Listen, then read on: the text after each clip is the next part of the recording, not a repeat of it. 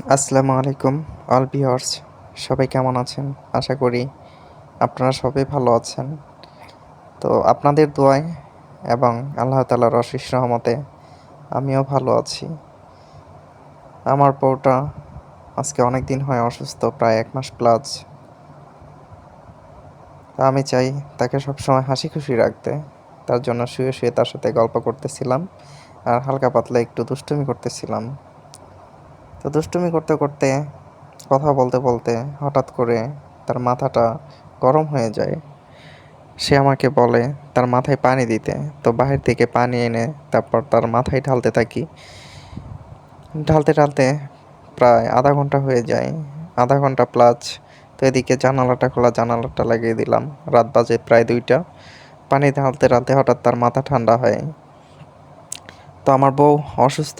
আপনারা সবাই দোয়া করবেন। আপনাদের কাছে আমি দোয়া চাই। আল্লাহ তাআলা যেন তাড়াতাড়ি সুস্থতা দান করেন।